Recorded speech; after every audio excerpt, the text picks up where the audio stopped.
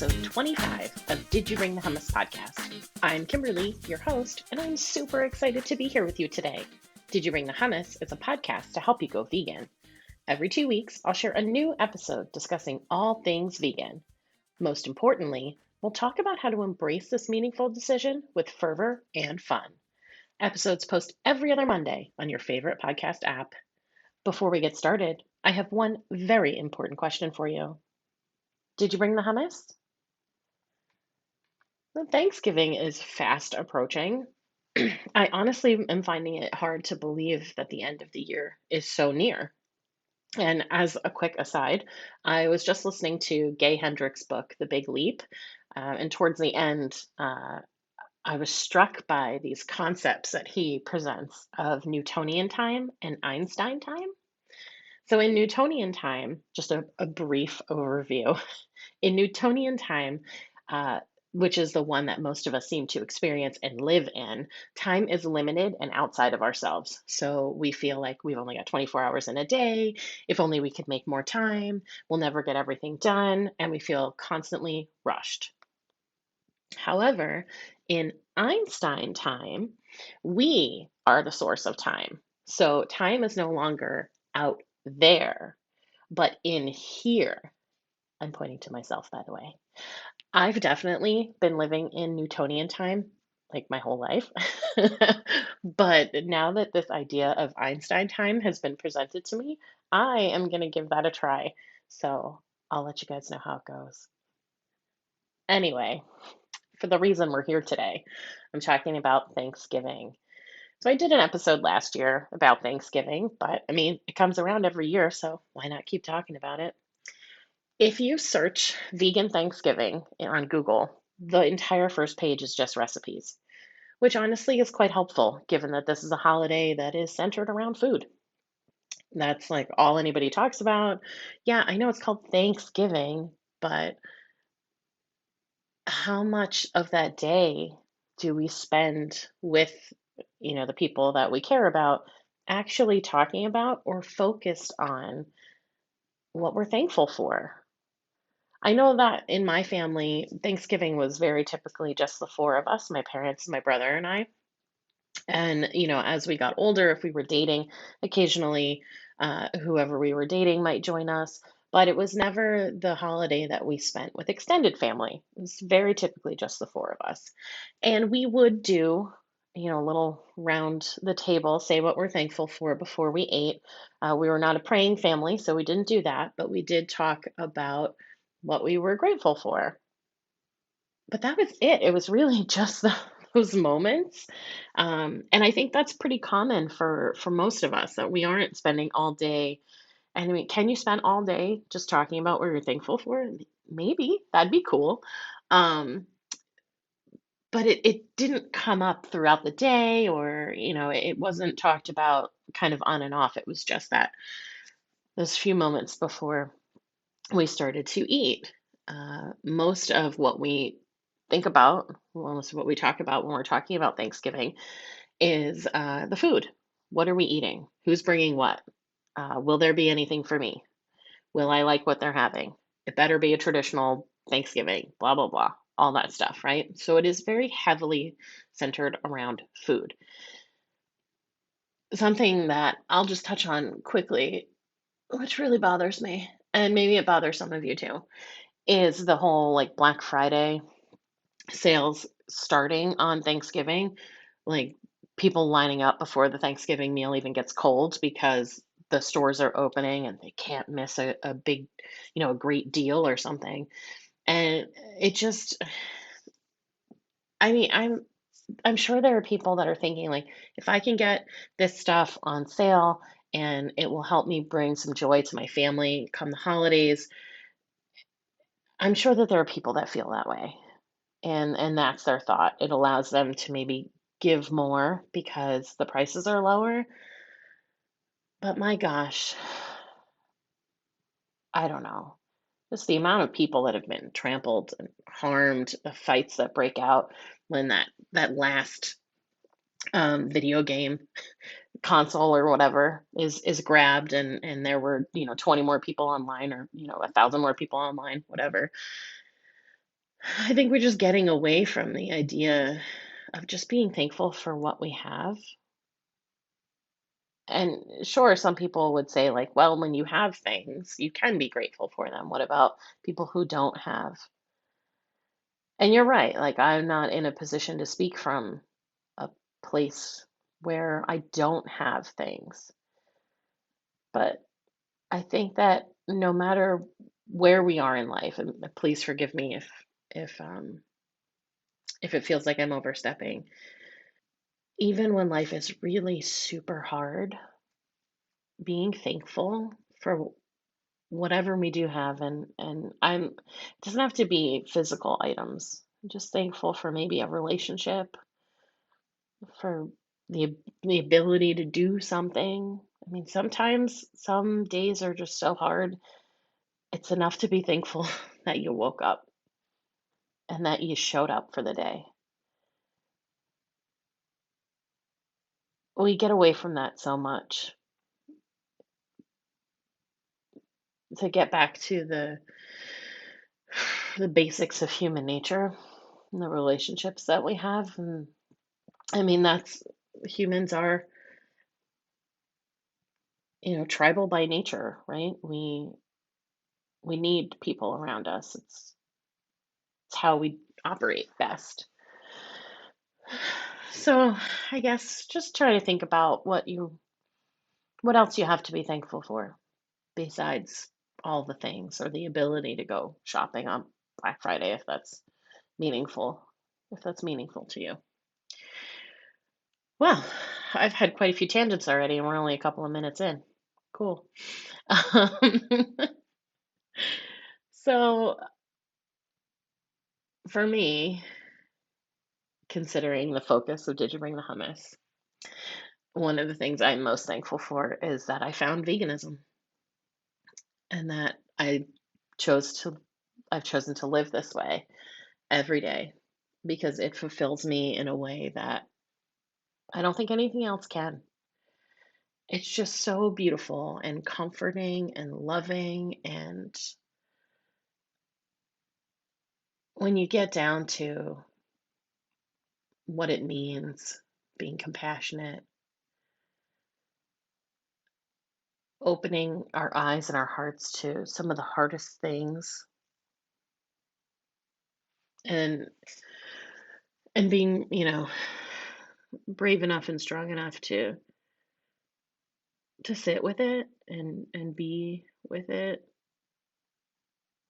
I don't know. I'm so thankful for it. I don't know who I'd be. I can't even imagine that.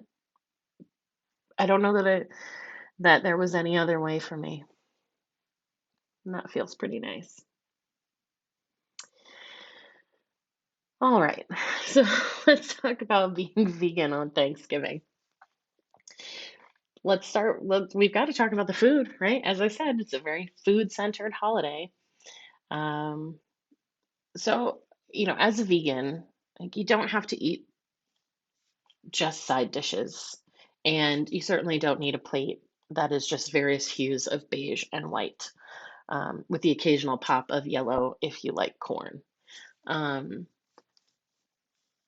whether you are, preparing the meal, or you're going to someone's home, or maybe, if you're preparing for a large group, or maybe it's just you and maybe people, if you live with people, it'll just be a small group. Um, why not try something different? Like, you don't have to eat the same things that, or, vegan versions of the same things that you grew up eating. I mean, sure, there are tons of great substitutes. Gardein has a really good stuffed turkey. You can get them in the little, uh, like, it's like a round, and you can get it, I think, pre-cut in a bag, and you can also get like the whole roast. Field roast has two of them, I believe. Tofurkey, of course. Um, Tofurkey with the gravy and everything.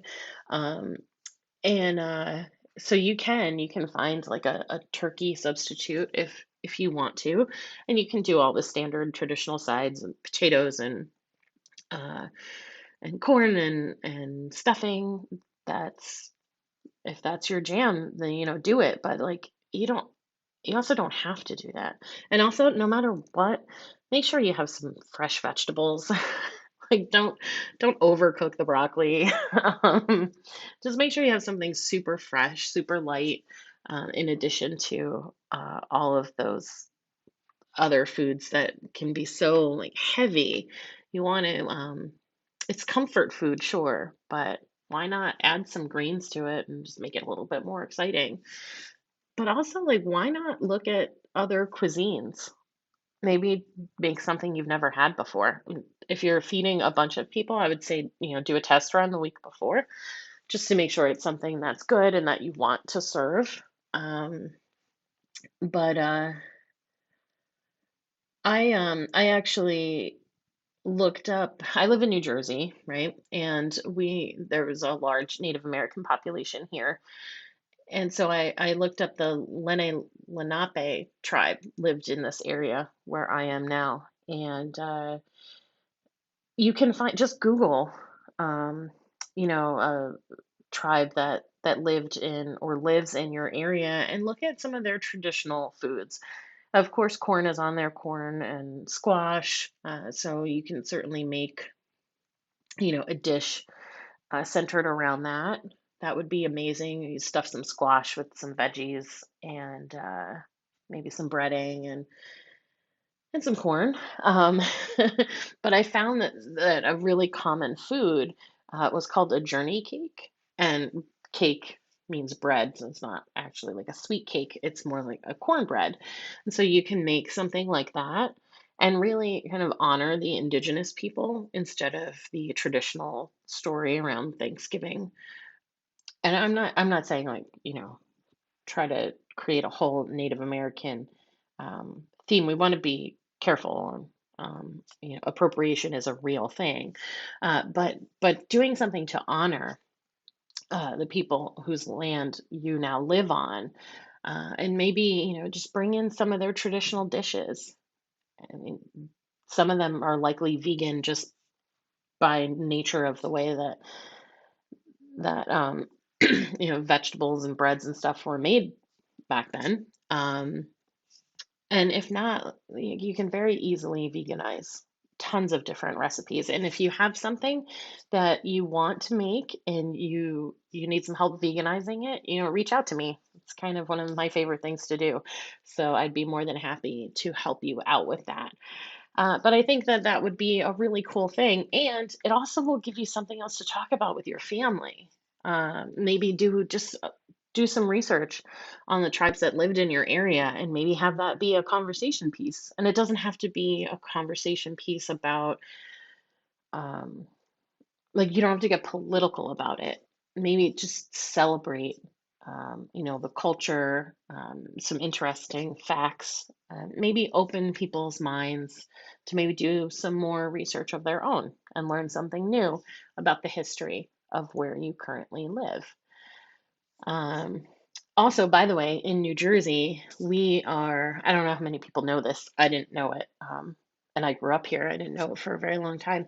But New Jersey is one of the top producers of cranberries as well. So if you're here in New Jersey, I don't know where else they grow cranberries, but and you're going to make something like a journey cake, maybe make some cranberry relish to go on top. Like that would be so amazing. You imagine like cornbread with some cranberry relish. Okay, I'm definitely making that. And if you do, like, tag me in pictures of food that you make for Thanksgiving, of your vegan food. Tag me and let me know how it came out. Like that would be so much fun for me. I would love to see that. So don't be shy and definitely do that. Conversation with family. So, of course, I just suggested that maybe you talk about kind of the history of where you live now, but also whether it's your first Thanksgiving as a vegan or your 41st Thanksgiving as a vegan. If you are in mixed company, so non-vegans as well, like there's likely going to be some conversation around either what you are eating or not eating, or what they perceive that you can have or you can't have. And just a quick thought on that, I never say I can't have that. I always say I won't have that. I don't eat that. Um, because it's not a can't. I'm not being restricted.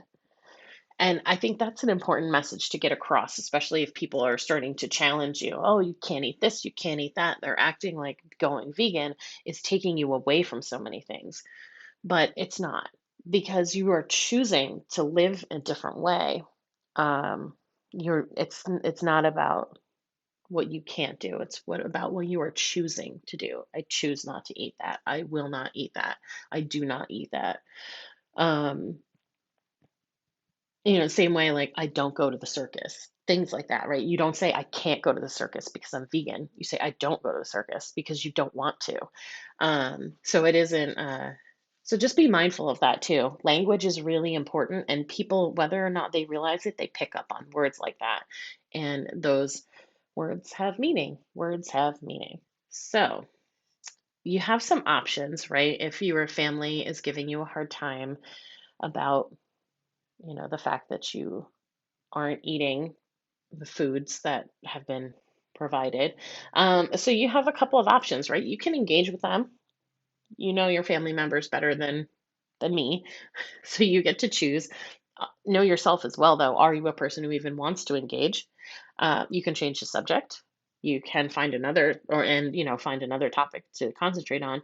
You can ask your family member to respect your boundaries. If you're not interested in talking about it, you can say something like, "Hey, I'm not here to talk about veganism. This is, what I'm eating today. I just want to, reconnect with family. A lot of us haven't seen a lot of our family because of COVID. So maybe you could even say, like, I haven't seen you guys in so long. Like, what's going on?" And bring the conversation back to them. Don't make the veganism the topic of conversation.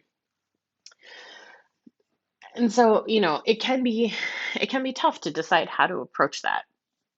Um, Dr. Doug Lisle, he's a psychologist, he's vegan, and he's the author of The Pleasure Trap. He suggests, and he has a good suggestion, which I think works better for people who are maybe plant-based, or, if you haven't kind of come out and been like, "I'm vegan, this is what I'm doing now." If you're still kind of teetering around that, you're not eating any of the animals because you've made the commitment yourself, but you're not ready to, like, declare it to other people. You might want to say something like Dr. Lyle suggests, and he says, tell them that your doctor asked you to try this out, and you're just seeing how it goes, and that so far you like it. But we'll see. You don't have to make it a heavy thing. And he finds, what Dr. Lyle says is that people will usually back off then, because to them they're not feeling judged anymore. So many people feel judged when they find out they're in the presence of a vegan, whether you've done anything or not. Um, so that's something, uh, that if that resonates with you, then do that. And if you think your family will respond, give it a try. You don't have to explain yourself to anybody unless you want to. Let's see. Well, if you're in mixed company, like, you're going to be at a table where there is likely, if not the entire body of an animal there, pieces of it. So you might have to look at that the whole time you eat. If you can, I would say sit as far away from it on the table as you possibly can. Maybe, some families, they don't sit formally at a table, or, certain members of the family sit formally at a table and everyone else kind of sits wherever. They sit in front of the TV, maybe they're watching sports, or, if there's another place that you can go and still be social with some of the people that you're visiting with, maybe you do that so that you're not sitting in front of, the bodies of animals that people are eating. I mean, it can be hard. It can be so hard between sitting at the table, looking at the body of the animals, or even just having people rag on you about it. And I don't I don't have this experience with my immediate family. My immediate family was very accepting, and didn't, they never gave me a hard time about it. I mean, sure, like there have been jokes and stuff, but they never gave me a hard time about making this choice. Other people I've been at parties have said things to me, but my immediate family, I've been lucky enough not to have to worry about that.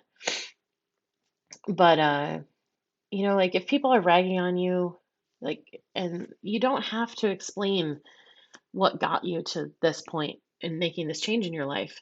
So, my advice to you is to consider your well being first.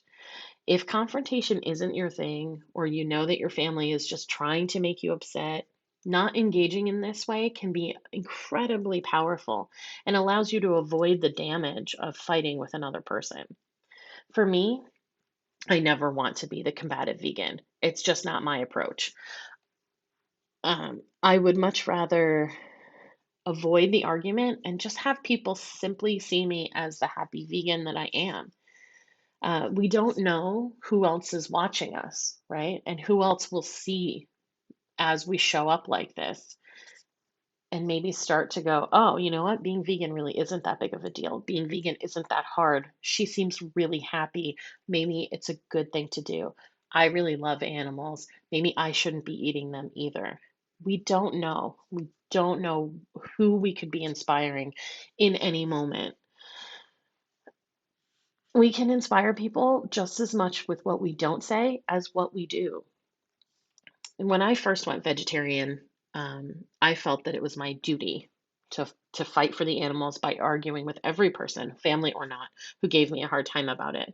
And so it wasn't, as early 2000s, I was not on the internet the way people are on the internet today. So I wasn't arguing with strangers. I was arguing with strangers on the internet. I was arguing with people either in my life or strangers I encountered out in the world. And anyone who gave me a hard time about it, like, I would just rail against them. But honestly, it's not my personality, so it wasn't effective. People just saw me as a pain in the ass. So the people who have gone vegan, who are around me, who have gone vegan, or are currently reducing the cruelty in their lives, they've done so, and every one of them notes a common thread. They never felt judged by me, and they always felt safe to ask me questions. So that, I found, is how I am effective at sharing my veganism and inspiring people. But if you are a person who can effectively argue and you like doing it, please have at it, because there are also people who need that, who will never go vegan if they meet a nice vegan like me. Who and I'm not saying that someone who argues isn't nice, but to meet a vegan who's just like, I love this and I think everybody should live this way, but, ask me questions and let's talk about it. Sometimes that doesn't work. Some people need that argument. So please, if you are a person who is effective, please do it, because the animals, they need all approaches. They need all people willing to be in their corner and to use the most effective, authentic way about them in order to share that vegan message. So, with that, I just want to say, take care of yourself first. And honestly, if if you know that going to a Thanksgiving gathering is not in your best interest, don't go. Find your peace on this day. Don't force yourself into something that really is not good for you, because the people in our lives and the animals need us to be the best that we can be. And by harming ourselves, willingly harming ourselves by going and visiting with people who are going to hurt us, don't go. You know, people will understand. And if they don't, that's okay too. There's also, with COVID, it makes things a little more complicated. I'm sure there are vegan groups that meet up for a Thanksgiving potluck. And this way you can surround yourself with people who are living within the same values and feel the same way about Thanksgiving that you do. So, if you are open to that and that's happening in your area, you might want to look into that as well. I wish you the happiest of holidays. I hope that if you are celebrating Thanksgiving, that you do find some peace and that you find a way to be, comfortable and that you do what's best for you. And if you can advocate for the animals, I hope that you do it in the most authentic and true way that you and only you can. I hope you found this episode helpful and inspiring. Please subscribe to the podcast so you never miss an episode. And if you're loving it, please give Did You Bring the Hummus a 5-star rating. It's an easy way to keep supporting the show. You are also invited to join my free private Facebook group for fans of the show. You can find the link in the show notes. If you are looking for more support going into Thanksgiving, from food ideas to figuring out a plan to handle your family, join my free 2-day vegan Thanksgiving event. You can sign up by visiting my website. Just enter your email and your first name into the pop up box. I'll be live on both days, sharing stories, tips, and taking your questions. Follow me on Facebook and Instagram at Did You Bring the Hummus, and visit my website, didyouBringTheHummus.com, for more information about me, updates on what I'm working on, new podcast episodes, and all things vegan. I would love to hear from you. What do you need help with? Is there a topic you want to hear covered on a future episode? DM me on Instagram or send me an email at didyouBringTheHummus@gmail.com. Don't forget to tag me in those Thanksgiving photos. Thanks for listening.